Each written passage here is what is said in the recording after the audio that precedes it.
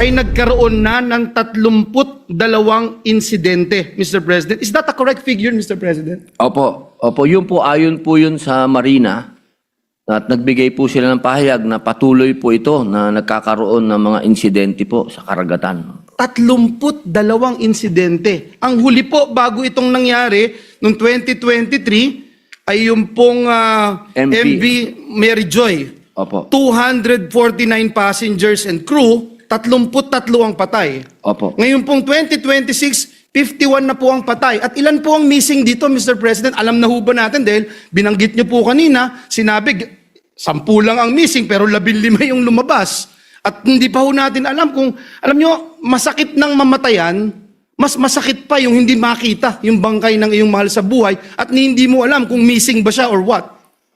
Opo, ang noong kami po ay nasa Zamboanga, alison sa 32 insidenteng pandagat mula noong 2019, kung saan ang pinakahuli ay ang paglubog ng MV Tricia Kirsten 3. Noong 2023 lang, nasunog ang isa pa nitong barko na MV Lady Mary Joy habang patungong Hulusulo na may sakay na mahigit 249 na pasahero, kasama po ang crew. 33 po, 33 pasahero po ang nasawi sa nasabing insidente. Ginoong Pangulo, bakit po ito nangyayari? Sa ilang ulat, sinabi po na overloaded daw. Sa ibang salaysay, sinabing may kakulangan sa manifesto o may mga pangalan na wala sa listahan. May nagsasabing maalon, may nagsasabing kalmado ang dagat. At mayroon din nagsasabi na double sa nakatakdang kapasidad ang kargo na isinakay sa barko. Ngunit sa gitna ng iba-ibang pahayag, iisa po ang malinaw. Sa oras ng panganib, ang tao ay umaasa na lamang sa sarili nila at sa kapwa. Dahil kulang ang gabay, kulang ang sistema, kulang ang proteksyon. Ayon po sa mahigit kumulang na 30 survivors at family members na aming pong nakapanayam sa isinagawa naming consultative meeting sa Zamboanga, isa lamang po ang nangibabaw sa tinig. Justice, hustisya. Hustisya mula sa Allison Shipping Lines Incorporated.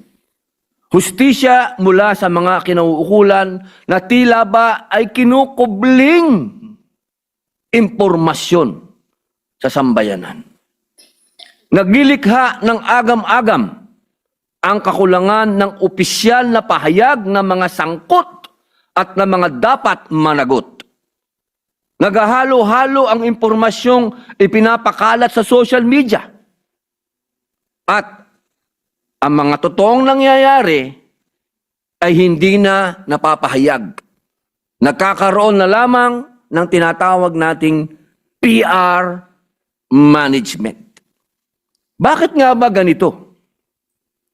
Makalipas lamang ang 8 araw, tsaka lamang po natagpuan ang lumubog na MV Tricia Kirsten 3. 8 araw, 8 days. Na para bang ipinagpaliban ito bago ito makita. Iniisip ko pa lamang po ay nadudurog na po yung puso ko. Dahil habang tinitingnan ko po yung mga survivor na nagpunta na po dito sa Senado, ang isa po dyan ay asawa ng judge na ilang araw na po niyang inaantay ang balita mula sa Allison at sa ating mga opisyal, sa Marina, sa Coast Guard. Wala pong maibigay na malinaw na impormasyon. Napakahirap po para sa isang tao, sa isang asawa, sa isang anak, sa isang kapatid, na sa 8 araw ay wala ka pang nakukuhang tamang impormasyon. Inulat lamang po din na 10 lang daw ang missing mula sa paglubog. Ngunit makalipas po ang ilang araw, ay may natagpo ang 11. At sa sumunod na araw, 4. At sumunod na araw, 3. Hanggang ngayon po, mga mahal kong kasama, ay nadadagdagan pa. Alam nyo, mga kasama, kapag ganito ang klase ng impormasyon, hindi po tayo nakatutulong sa mga biktima. Lalo pa lang po natin silang pinahihirapan kung ang mga impormasyon mula sa mga inaasahan natin ay edited na. Hindi po natin malaman kung kanino sila pumapanig. Ang barko dapat, kapag lumubog, 2 bagay dapat ang kasabay na umaangat. Ang katotohanan at ang pananagutan. At dito ko po sinasabi, ang trahedyang ito ay hindi lang aksidente. Ito ay salamin ng mas malalim na problema, ang ating maritime safety culture. Ang Pilipinas po ay bansang pulo-pulo. Sa Zamboanga, Basilan, Sulu, Tawi-Tawi at marami pang lugar, ang barko ay hindi luho. Ito ang tulay ng kabuhayan, pag-aaral, pagdinig sa korte, pag-uwi sa pamilya, kapag ang kalsadang dagat ay hindi ligtas. Araw-araw po tayong naglalaro sa buhay ng tao. Kaya ang tanong ngayon, Ginoong Pangulo, hindi lang bakit lumubog, kundi una, seaworthy ba at maayos ang maintenance ng barko? Dahil meron pong nagsasabi na isang survivor, nung siya ay gumamit ng toilet, nakita niya may tiles sa gilid na parang mahuhulog. Ang ginawa niya, bilang pagmamalasakit, inayos niya yung tiles. Pag-ayos niya ng tiles, nalaglag yung tiles at nakita niyang puro kalawang yung barko. Sana, ang inspeksyon ay lagi pong ginagawa bago ang paglalayag nito. Tama ba ang cargo securing? Sa mga roro, ang sasakyan at kargamento, hindi basta karga. May nagsasabi po na ang laman daw ng barko ay 8 malalaking truck na hindi po ito nakatali ng maayos. Na kapag kumalas, pwedeng magpalipat-lipat ng bigat at magpabagsak, magpalubog sa barko. At ayon po sa mga survivor, dahil po sa paglipat nung weight, nung bigat nitong mga truck na to, lumubog po ang barko walang 1 minuto. Ganong kabilis. Tumagilid, lumubog ng napakabilis dahil sa bigat ng dala. Kumpleto ba at accessible ba ang life vest? Ang sabi po ng mga survivor, ang mga ginamit na life vest po doon ay una, luma. Pangalawa, ay hindi nila malaman kung paano gamitin dahil wala man lang nagpakita kung paano ito isusuot. Di ba sa aeroplano may pinakikita ng stewardess o ng steward kung paano. Doon sa barko, wala po. Bahala ka na. Sumunod, nasaan ng crew sa oras ng emergency? Ang sabi po ng mga survivor, hindi nila makita yung crew. At ang nagsabi pa sa kanila na tumagilid ang barko, hindi po crew kundi Coast Guard. Nasaan ang alarma? Wala din daw pong umalarma. Walang announcement. Walang gabay. Nasaan ang coordination at communication chain para sa rescue? Nung ako po ay naglayag galing ng Nabotas papuntang Kalayaan Island, Meron po yan, international radio frequency. Na kapag kailangan mo ng SOS, makakatawag ka dun sa frequency na yon na lahat ng barko doon sa paligid maririnig ang distress call.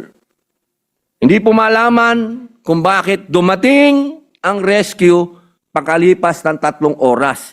Ang lapit lang po ng mga isla doon, ang dami pong barko, fishing vessel sa tabi, hindi po malaman kung bakit hindi nakatawag ng distress call ang kapitan.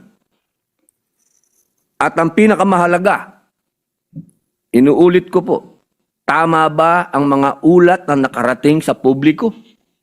Bakit hindi nagtutugma ang reports sa personal na kwento ng mga survivor?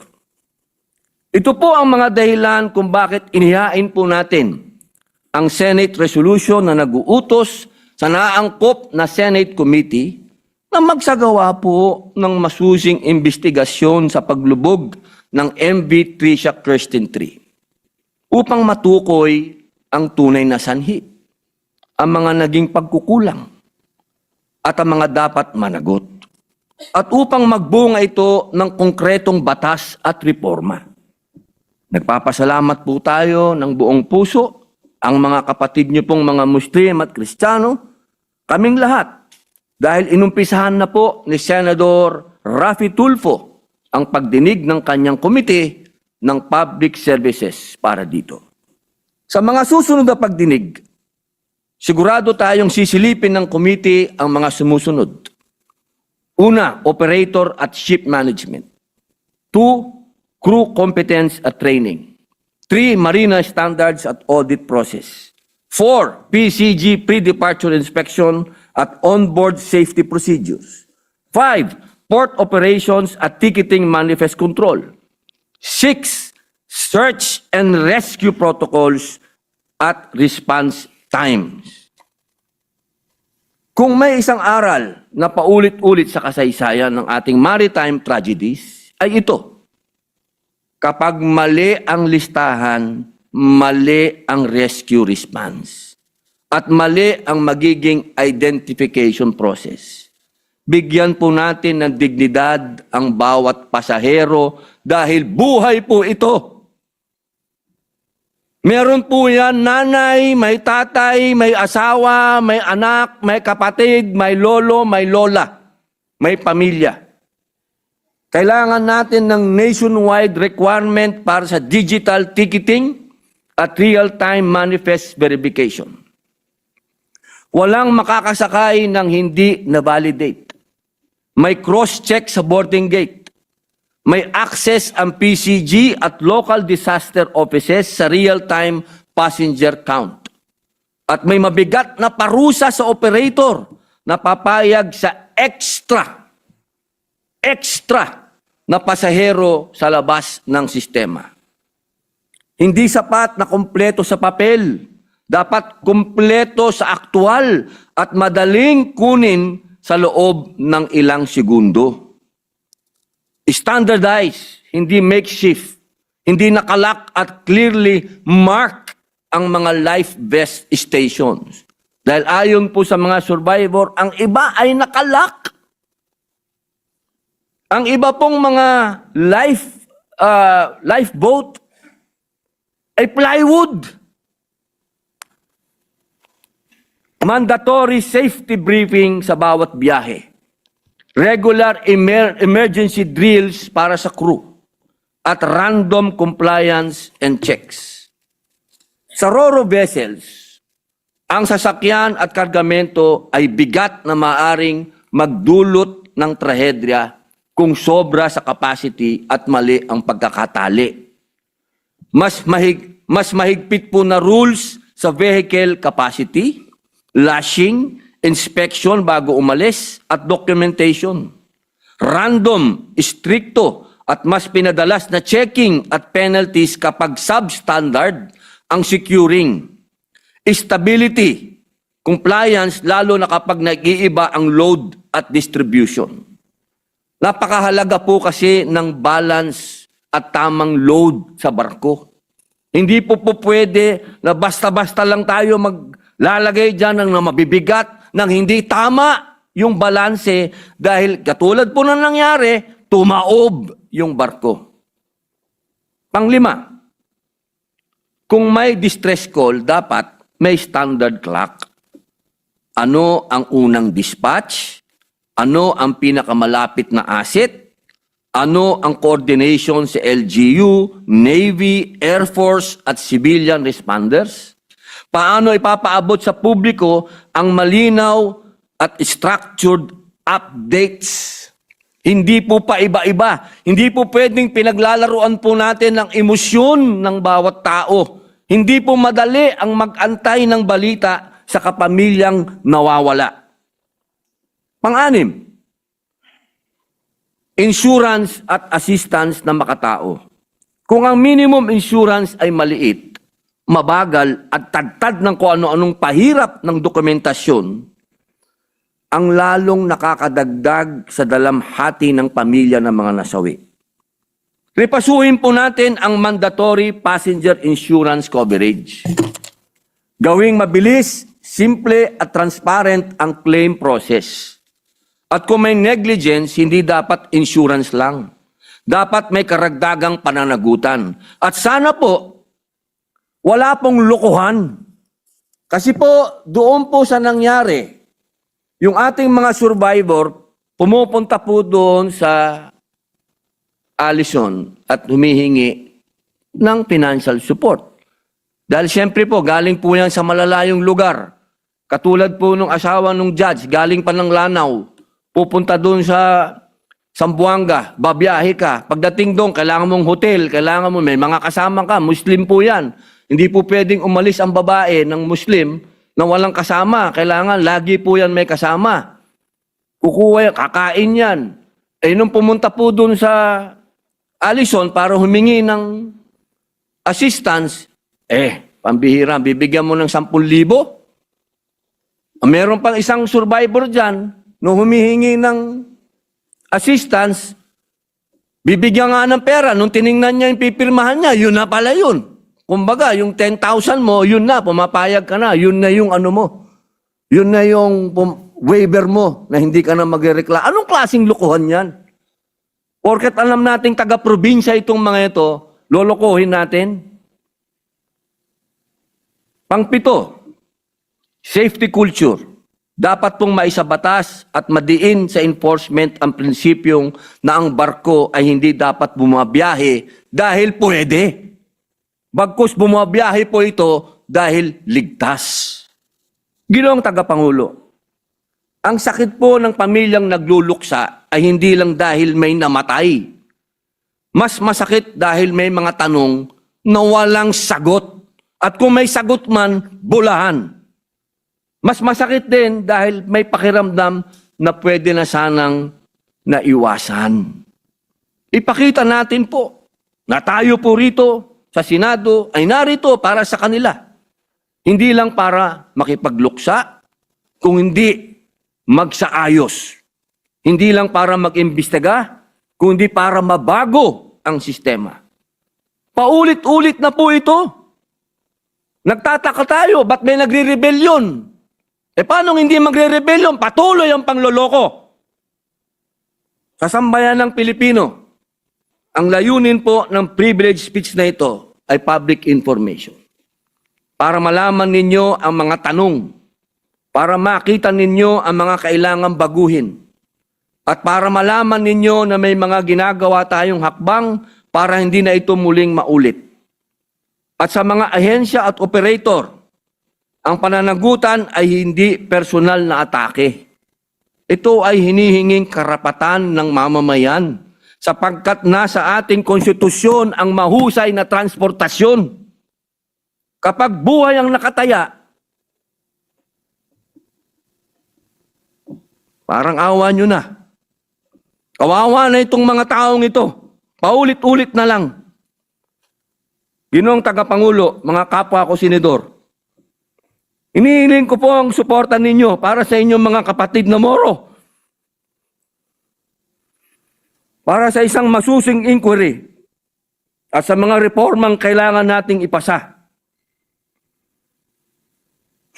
Sa pagkakataong ito, gusto ko pong muling pasalamatan si Senador Raffy Tulfo at ang kanyang Committee on Public Services sa agarang pansin sa sakunang ito. Lalo na po ang inyong ibinigay na pagkakataon para makapanayam ang ating mga survivors. Saludo po kami sa inyong dedikasyon para sa bayan. Ginoong Tagapangulo, ang dagat ay biyaya. Ngunit kapag pinabayaang maging legal ang kapabayaan, ang dapat na buhay, ang dagat ay nagiging libingan. Hindi na natin ito hahayaan. Huwag po natin itong hayaan. Huwag po natin itong makalimutan.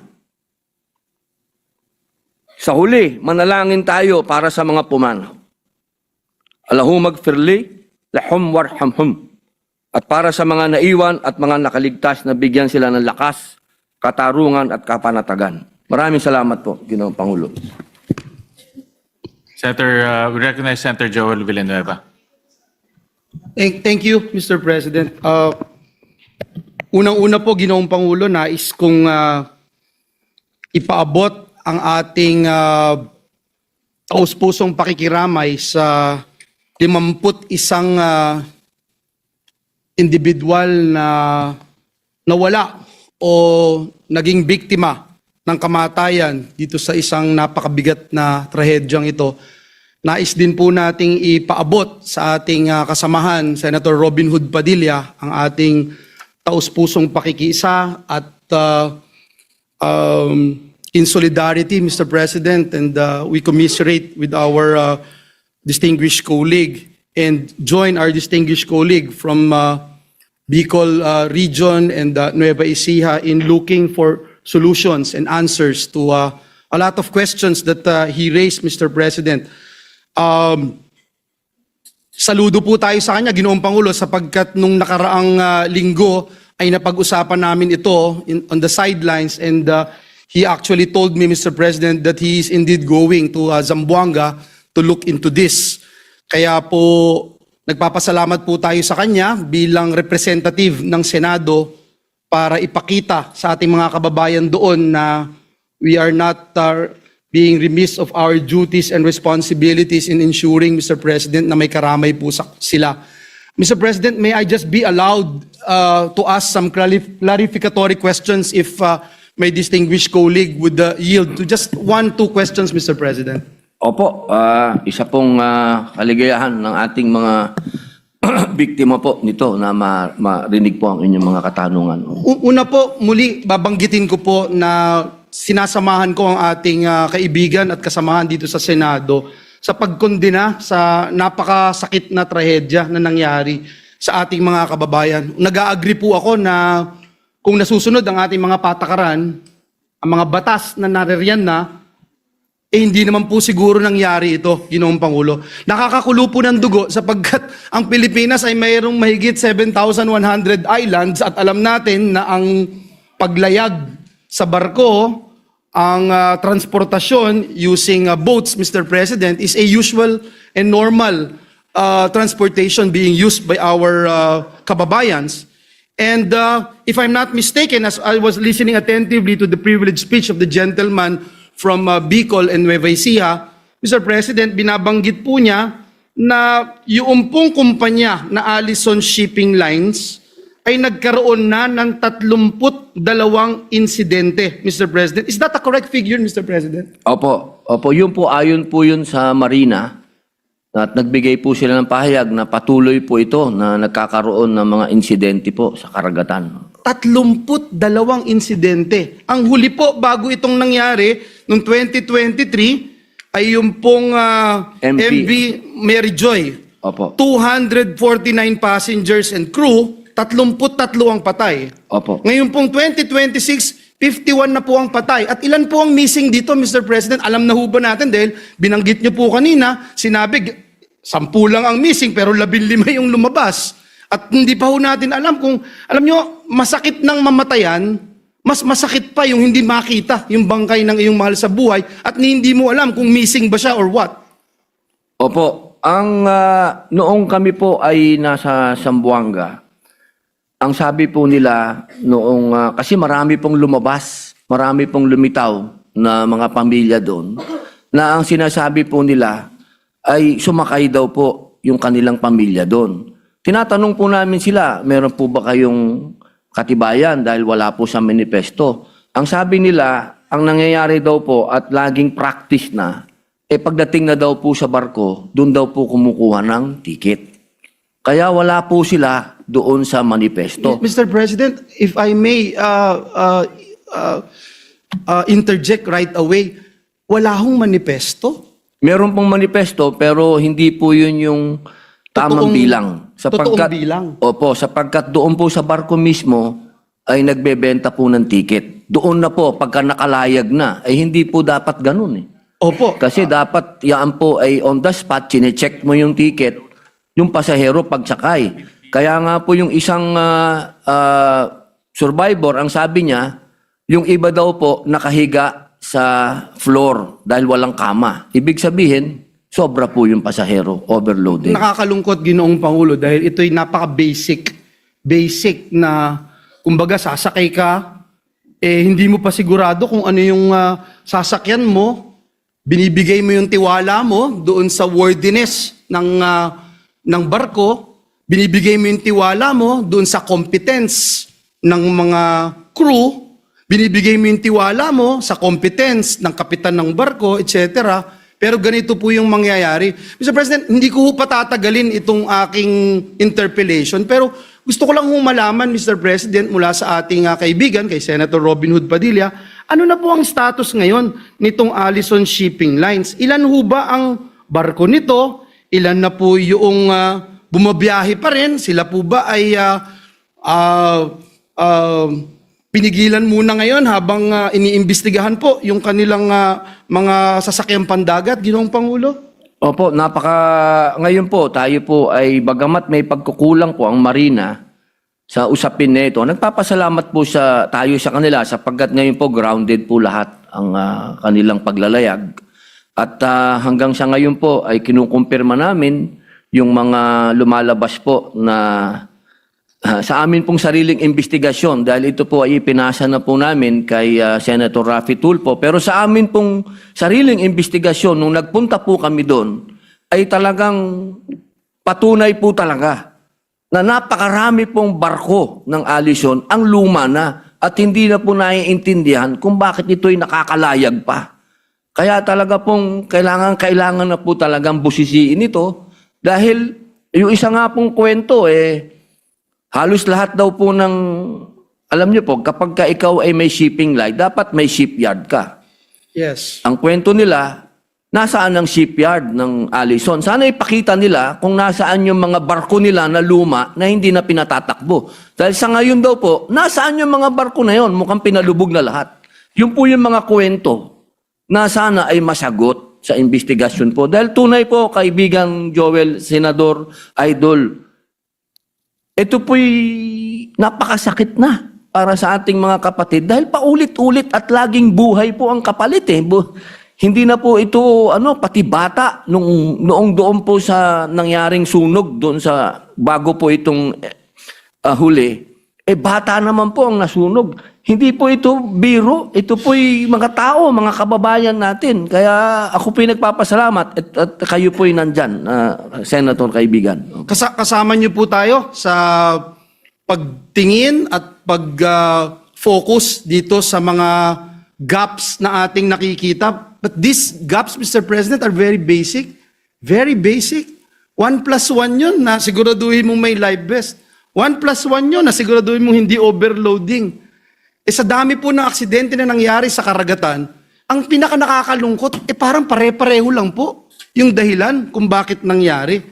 Hindi ko alam, Ginoong Pangulo, sa ating kasamahan, Senator Robin Hood Padilla, kung meron po siya bang impormasyon, datos, as to who or the Marina or whatever agency of the government na gumagawa ng inspeksyon, gaano ka often, Mr. President, yung pag-inspect o yung pagtingin dito sa mga ship na ito, sa mga naglalayag na barko na ito, annually ba? Per voyage ba? Ito ba ay based on risk profiling, Mr. President? Dahil sa gana ng aking pagkakaalam, Ginoong Pangulo, hindi naman po pwedeng ang iyong barko ay worthy yan forever. Kung sa pag-ibig nga daw, walang forever, di lalo na doon sa barko, Mr. President. At puro kalawang na nga po yung nakita ng mga survivor, Mr. President.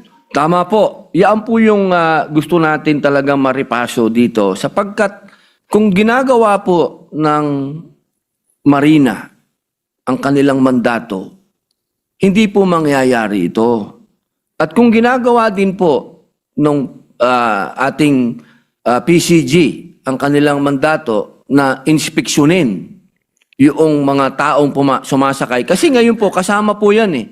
Bawat layag po ng barko, may inspeksyon po yan. Yes. Opo. Yun po yung ating ipinapanukala ngayon, atin pong inilalapit sa komite ni Senator Raffy Tulfo, dahil kung ginawa nila yung mandato nila, hindi po nangyari ito. Kasi kumpleto na po tayo sa batas eh. Kumpleto na po tayo sa mga alituntunin, sa mga mandato. Bakit pa ulit-ulit? Bakit merong ganito na nakakapagbenta ka pa ng ticket dun sa taas at nakakapag-overload ka? Yan po yung mga bagay na kailangan sagutin sapagkat ano po ba ang kulang pa? Kapag hindi po ito nasagot kaagad, kasama, alam po nating meron ng under the table na naman dito. Ang usapin dito, nakakalusot-lusutan na naman tayo. Doon na naman ba tayo babagsak? Na kapag may nangyari, hihigpit. Kapag natapos na, nakalimutan na ng taong bayan, naayos na ng insurance, nabayaran na yung mga, okay, balik na naman tayo sa happy-happy. Yan po ang nangyayari. Kaya po sana, ito pong ganap na ito, makagawa po tayo ng hakbang na mas meron na po talagang managot. Kasi dati po talaga, kaibigan, ang nangyayari kasi walang nananagot na operator eh. Yun ang problema.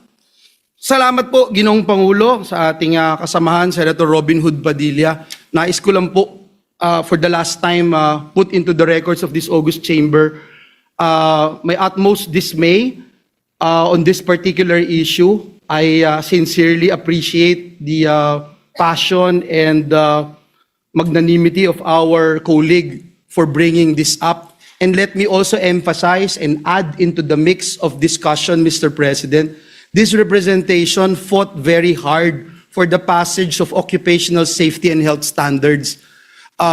It became a law after fighting for it for more than 15 years, Mr. President. I started lobbying for this particular measure when we were all still members of Congress with Senator Risa, Senator Migs, and Senator Win. And we passed this measure when we were also together here in the Senate, itong occupational safety and health standards. Hindi pa nga ho ito na pag-uusapan sa mix, Mr. President, because we feel na yung Marina, yung DOTR, kung nagawa nila yung kanilang mandato at kanilang tungkulin, hindi nangyari to. Pero gusto kong idagdag, meron pong Oslo. And in fact, the Department of Labor and Employment issued Department Order number 25225 or the revised implementing rules on occupational safety and health standards in the Philippines.